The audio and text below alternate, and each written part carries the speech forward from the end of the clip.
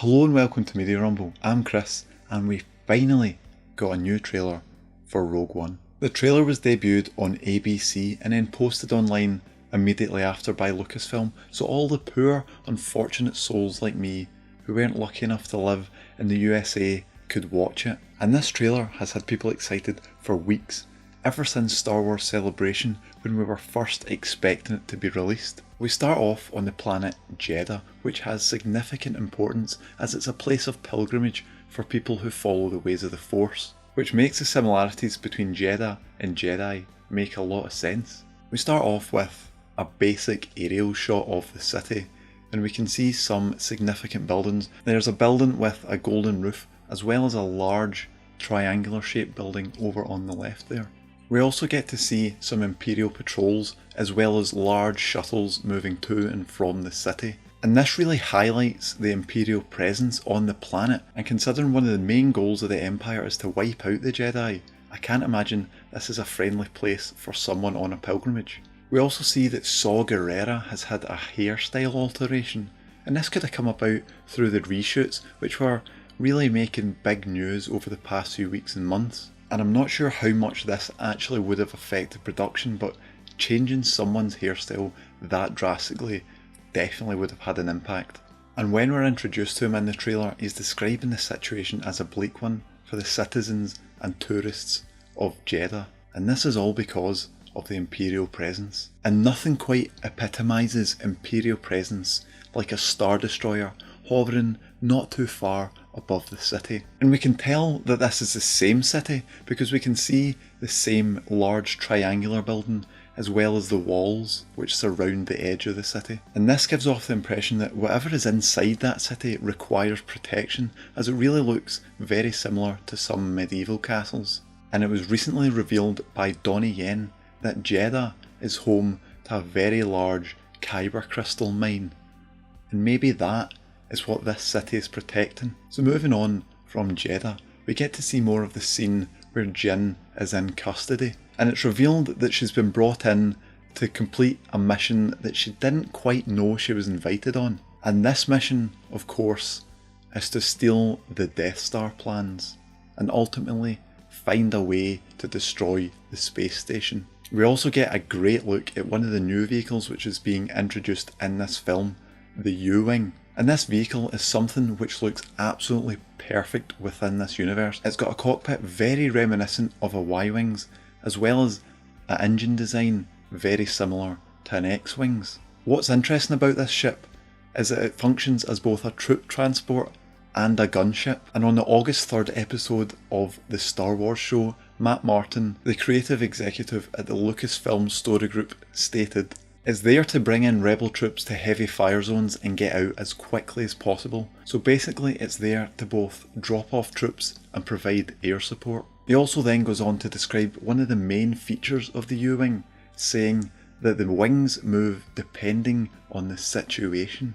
It really brings a whole new look to this ship, and in my mind it puts it up there with the best in the Star Wars universe. And back to the trailer, we find out that one of Cassian's main jobs is to recruit for the rebellion. And on its own, it might not be that difficult a job because of the way that the Empire works and its tyrannical reign. But the difficult part seems to be keeping the rebellion soldiers out of the Empire's hands. And moving away from that to other members of the Rogue One team, where we get to see Donnie Yen and Jiang Wen's characters, who we know live at opposite ends of the religious scale. We first see Jiang Wen's character, Baze, cutting down some stormtroopers in apparent revenge for destroying his home. Then we see Donnie Yen as Chirrut, politely telling all the stormtroopers that the Force is in charge before just taking them all out. Another character from Rogue One given his time in this trailer is the droid K2SO, a former Imperial Enforcer droid who's been reprogrammed in order to serve the rebellion. And he's also shown to have an affinity for stats, much like another member of the rebellion that is also a droid. After that we get an incredible shot of an upside down Death Star, followed by Director Krennic looking very pissed, and it's probably because the people he's trying to stop are most likely getting their way. So once we're done giving each of the characters a little focus time, we're straight into the action. And most of this action takes place on Scarif, which is also the location of the final Star Wars Battlefront DLC. And during this, we get to see Baze firing his big gun, a gun which we must never forget he has on him at all times. And what's he firing at?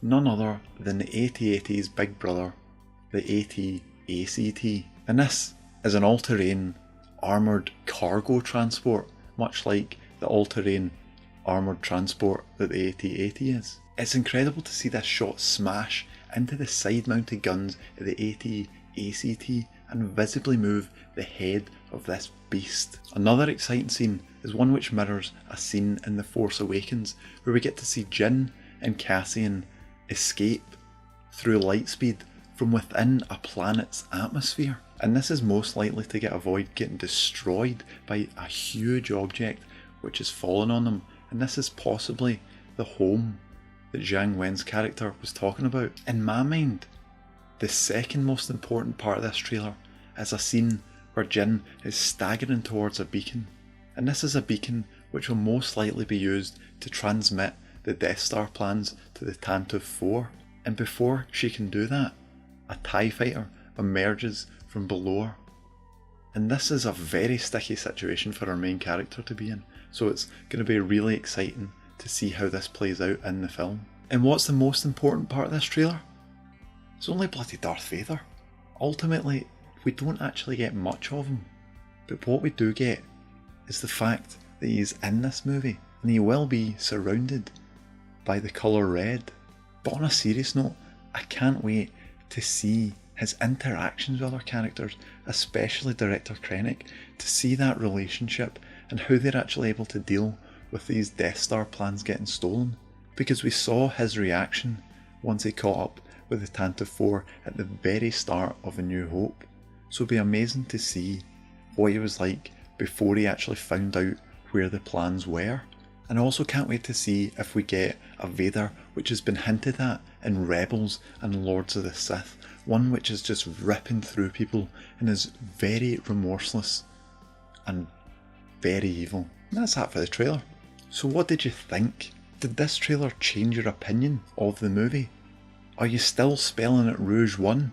Or have you put that poster pride of place up in your bedroom? And as always, if you like this video, I highly recommend subscribing to this channel, where I do a weekly movie review and also a show where I discuss anything Star Wars. That includes the movies, the books and Battlefront. So I'll put a link in the description down below for all of those things and you can check them out. So make sure you subscribe and comment below. Thanks for watching. May the Force be with you.